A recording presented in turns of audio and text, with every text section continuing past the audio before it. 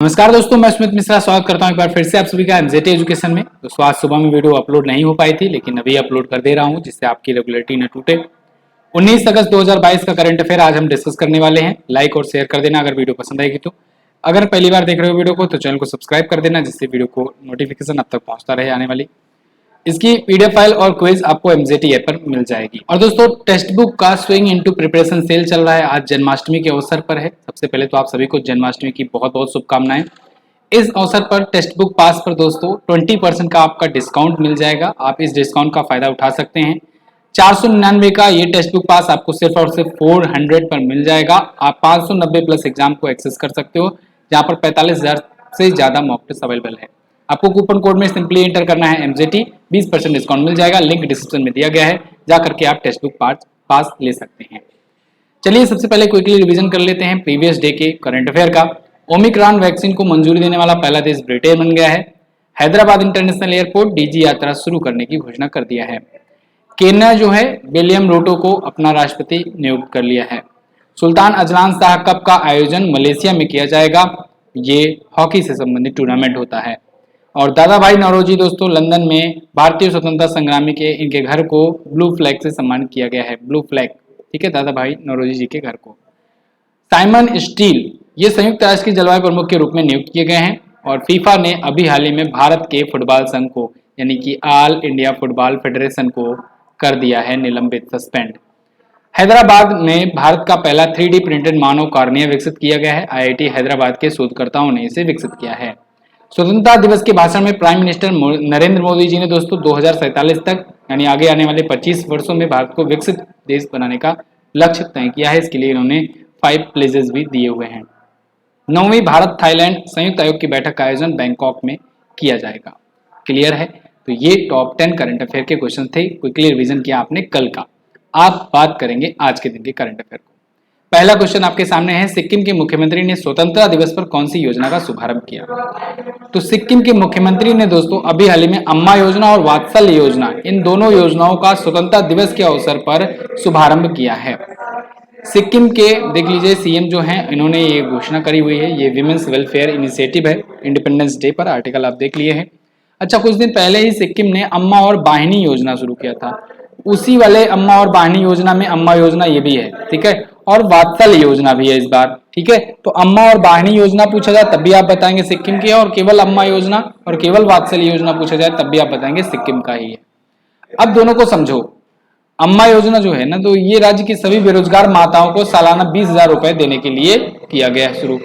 वात्सल्य योजना जो है ये निसंतान माताओं को विट्रो फर्टिलाइजेशन उपचार के लिए 3 लाख रुपए की सहायता देने के लिए था। यहाँ पर आप आर्टिकल देख पाएंगे, medicine from sky Arunachal gets drone based health care services. अब इसको ध्यान से समझिएगा, कंफ्यूज मत होना। एक और मैंने आपको मेडिसिन फ्रॉम स्काई योजना बताई हुई थी, वो तेलंगाना सरकार की योजना थी। तेलंगाना सरकार की योजना थी, ठीक है ना। तो मेडिसिन फ्रॉम स्काई योजना तो वहां की है, लेकिन अभी हाल ही में मेडिसिन फ्रॉम स्काई ड्रोन के माध्यम से दोस्तों यहाँ पर एक सेवा शुरू करी गई है अरुणाचल प्रदेश में ही। तो अगर आपसे योजना का नाम पूछा जाए तब तो आप बता देंगे कि ये तेलंगाना राज्य सरकार की योजना है, मेडिसिन फ्रॉम स्काई योजना। लेकिन अगर आपसे पूछा जाए कि अभी हाल ही में ये सेवा शुरू कहां पर हुई है, अरुणाचल प्रदेश में। अरुणाचल प्रदेश में आसमान से दवा का सफल प्रक्षेपण ड्रोन के माध्यम से किया गया, यानी ड्रोन के द्वारा डिलीवरी करके इसका प्रक्षेपण किया गया, इसका परीक्षण किया गया है, प्रक्षेपण नहीं, ठीक है। तो अब इससे क्या होगा, हेल्थ केयर, कृषि सेक्टर और आपदा प्रबंधन के टाइम पर ड्रोन का इस्तेमाल किया जा सकेगा। और अरुणाचल प्रदेश ने इसके लिए शुरू कर दिया है प्रोग्राम। तो योजना तेलंगाना सरकार की भी है एक, ये भी आप याद रखेंगे, और अरुणाचल प्रदेश ने भी ऐसा ही एक शुरू किया है सिस्टम। अगला, हाल ही में कहां पर भारत और चीन के बीच सैन्याभ्यास वॉस्टोक 2022 आयोजित किया गया? तो वॉस्टोक 2022 आयोजित किया गया दोस्तों भारत और चाइना के बीच में, रसिया में। कहां पर किया गया? रसिया में। देखो भारत और चीन के बीच में हो रहा है, लेकिन ये आयोजित हुआ रसिया में। भारत और चीन ही नहीं है इसमें और भी देश हैं, ठीक है ना। तो इंडिया चाइनीज टॉप से है, वास्तव में इसमें हिस्सा लेंगे। भारत, चीन, रूस, बेलारूस, मंगोलिया, तजाकिस्तान ये भी इसमें हिस्सा लेंगे, ठीक है। तो वॉस्टोक 2022 रूस में आयोजित हो रहा है, 30 से 5 सितंबर तक चलेगा। मॉस्को रसिया की कैपिटल है, करेंसी रूबल होती है, व्लादिमीर पुतिन यहाँ के प्रेसिडेंट हैं। अगला, हाल ही में किसने मेक इंडिया नंबर 1 मिशन शुरू किया? तो मेक इंडिया नंबर 1 मिशन ये शुरू किया है दोस्तों अरविंद केजरीवाल। ये अरविंद केजरीवाल जो है ये दिल्ली के सीएम हैं, आप सबको पता है दिल्ली सीएम है। तो इन्होंने मेक इंडिया नंबर 1 मिशन शुरू किया है। इस मिशन के तहत इन्होंने भारत को नंबर 1, दुनिया में नंबर 1 बनाने की दिशा में अपने हिसाब से कुछ और जो योजनाएं हैं, स्कीम है, वो लॉन्च करने की घोषणा करी हुई है। जैसे फॉर एग्जाम्पल इन्होंने कहा है कि स्वास्थ्य, शिक्षा, कृषि और रोजगार, इन 4 मुद्दों पर ज्यादा ध्यान देना चाहिए अगर हम लोग इंडिया को नंबर 1 पर लाना चाहते हैं। तो इन्होंने दिल्ली के ताल कटोरा स्टेडियम में इसे लॉन्च किया है अरविंद केजरीवाल जी ने। अच्छा, आप लोग को बताना चाहूंगा दोस्तों, ग्रुप डी का स्कोर बूस्टर आया हुआ है। इसमें 5000 प्लस क्वेश्चंस हैं वन लाइनर फॉर्मेट में, वन लाइनर अप्रोच के साथ। तो कम समय में आप ज्यादा से ज्यादा कंटेंट तैयार कर सकते हो। बहुत सारे बच्चों ने इसे परचेज किया और लिटरली बताऊं आपको बहुत पसंद आ रही है लोगों को। इसमें 2500 करंट अफेयर के हैं जनवरी से अगस्त 2022 का वन लाइनर 2500, और एनटीपीसी में 1000 पूछे गए क्वेश्चन हैं। इसके अलावा 250 क्वेश्चन सब्जेक्ट वाइज भी हैं। इन सबको आप 49 रुपए में प्राप्त कर सकते हो एमजेटी ऐप से। तो गूगल प्ले स्टोर पर जाकर के आप एमजेटी ऐप डाउनलोड करके भी पा सकते हो, या फिर आपको व्हाट्सएप का नंबर दिख जाएगा टाइटल में ही, तो आप वहां से भी इसे ले सकते हो। अगला क्वेश्चन है, हाल ही में कर्नाटक राज्य सरकार ने कितने खिलाड़ियों को कितने प्रतिशत आरक्षण देने की घोषणा करी? तो कर्नाटक राज्य सरकार ने दोस्तों खिलाड़ियों को 2% आरक्षण देने की घोषणा करी हुई है। यहाँ पर आप आर्टिकल देख पाओगे, Karnataka government to provide 2% reservation to sports person in all states department. राज्य सरकार की जो भी स्टेट डिपार्टमेंट की जो भी स्पोर्ट पर्सन होंगे उनको 2% रिजर्वेशन दिया जाएगा कर्नाटक सरकार के द्वारा। तो इसको इन्होंने लॉन्च किया है अमृत क्रीड़ा दत्तू योजना के तहत। तो इस योजना को भी आपको याद रखना है। अमृत क्रीड़ा दत्तू योजना कहां पर लॉन्च करी गई? कर्नाटक में लॉन्च करी गई। ठीक है, तो इसके तहत 75 खिलाड़ी चुने जाते हैं और उनको भी सम्मानित किया गया है। 2% आरक्षण अब से मिलेगा यहाँ पर। अगला, हाल ही में रक्षा मंत्री राजनाथ सिंह ने भारतीय सेना को कौन सा सिस्टम सौंपा? तो भारतीय सेना को F-इंसास राइफल्स और निपुण, इन 2 प्रकार के हाईटेक सुविधाओं के साथ अब भारतीय सेना को और सुसज्जित कर दिया गया है।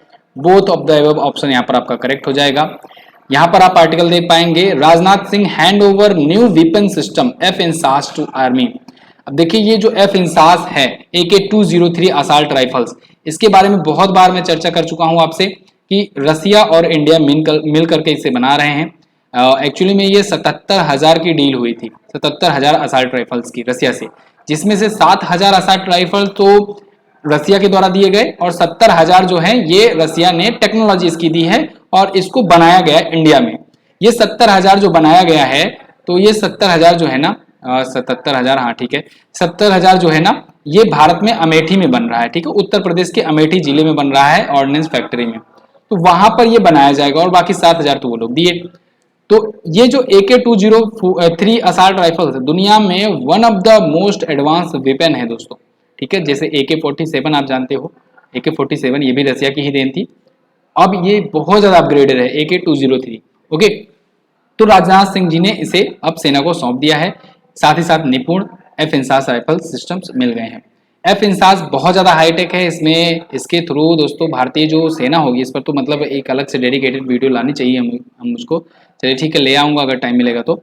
F-इंसास राइफल जो है ना, ये समझ लो कि भारतीय जो सेना के जो सैनिक होंगे उनको एक तो हेडक्वार्टर से जोड़े रखेगी, सैटेलाइट से कनेक्ट करके रखेगी, हेलीकॉप्टर से कनेक्ट करेगी, साथ ही साथ जो तोप होगा उससे भी कनेक्ट करेगी। ये चारों सिस्टम एक से कनेक्टेड रहेंगे, एक दूसरे से इंटरकनेक्टेड रहेंगे और बहुत ज़्यादा हाईटेक सुविधाएं इसमें दी गई हैं। और इस पर मैं पूरा डिटेल में आपको वीडियो ला कर दूंगा। अब तो बहुत मन कर रहा है मेरा बनाने का। ठीक है, तो लाते हैं इस पर वीडियो और आपको अच्छे से समझाते हैं F-इंसास से आने से भारतीय सेना कैसे अपग्रेड होगी। चलिए अगला क्वेश्चन देखते हैं। हाल ही में ऑलराउंडर केविन ओब्रायन ने संन्यास की घोषणा करी है अंतरराष्ट्रीय क्रिकेट से। तो ये किस देश के खिलाड़ी हैं? ये दोस्तों बहुत ही लीजेंड खिलाड़ी थे आयरलैंड के, और केविन ओब्रायन ये ऑलराउंडर थे और इन्होंने अब क्रिकेट से संन्यास की घोषणा कर दी है। यहाँ पर देख पाएंगे आप article, Ireland's Kevin O'Brien announce retirement from international cricket. ये 2006 से दोस्तों डेब्यू किए थे, अपनी टीम के लिए खेलते थे और अब इन्होंने रिटायरमेंट की घोषणा कर दी है। ओके, 114 विकेट इन्होंने टोटल हासिल किए हुए हैं, 32 के औसत से रन भी बनाए हुए हैं। अच्छा, इन्हीं के नाम अभी तक आईसीसी क्रिकेट विश्व कप में सबसे तेज शतक का रिकॉर्ड इन्हीं के नाम है अभी तक। ओके, आईसीसी की अगर बारे में बात करें, इंटरनेशनल क्रिकेट काउंसिल की, तो 1909 में इसकी स्थापना हुई थी। दुबई में हेडक्वार्टर है। जेफ अलार्डिस जो हैं ये इसके सीईओ हैं और ग्रेग बार्कले इसके अध्यक्ष हैं। क्लियर है ना? बिल्कुल, आगे बढ़ते हैं। हाल ही में मास्टर कार्ड का ब्रांड एम्बेसडर किसे बनाया गया? तो मास्टर कार्ड के ब्रांड एम्बेसडर दोस्तों बनाए गए लक्ष्य सेन, किदम्बी श्रीकांत और सात्विक साईराज, टेंकी रेड्डी, चिराग शेट्टी, इनको बनाया गया है। 4 लोगों को बनाया गया है, ठीक है ना। तो ऑल ऑफ द एबव सही रहेगा। तो यहाँ पर आप देख पाओगे master card partners with leading badminton player to promote digital payment in India. India में डिजिटल पेमेंट को बढ़ावा देने के लिए मास्टर कार्ड ने इन 4 उभरते हुए बैडमिंटन के प्लेयर्स को दिया है, ब्रांड एम्बेसडर बनाया है। लक्ष्य सेन, किदम्बी श्रीकांत, सात्विक साईराज, रंकी रेड्डी और Chirag Shetty. Clear. Master card के बारे में बात करें तो 1966 में स्थापना हुई थी। सीईओ हैं मिशेल माइबाक। अगला, हाल ही में किस राज्य सरकार ने देय महंगाई भत्ते में 3% की वृद्धि की घोषणा करी है? तो दोस्तों अभी हाल ही में महाराष्ट्र गवर्नमेंट ने इंक्रीज किया है 3% डियरनेस अलाउंस को। डियरनेस अलाउंस जिसे डीए कहते हैं ना, ये डीए जो है 3% तक इंक्रीज कर दिया है महाराष्ट्र गवर्नमेंट ने। यहाँ पर आप देख पाओगे मिंट का आर्टिकल है, महाराष्ट्र चीफ मिनिस्टर जो है एकनाथ शिंदे, इन्होंने घोषणा करी है इसके बारे में डीए का बढ़ाने के लिए, ठीक है। महाराष्ट्र गवर्नमेंट के जो भी एम्प्लॉय हैं उनका अब डीए 3% बढ़ा दिया जाएगा। क्लियर है। तो अब जो होगा कुल महंगाई भत्ता वो 31% से बढ़कर के 34% हो जाएगा। टोटल 34% अब दिया जाएगा महंगाई भत्ता, ठीक है, डियरेंस अलाउंस। अगला, हाल ही में किस संस्था के पूर्व सचिव अमिताभ चौधरी का निधन हो गया?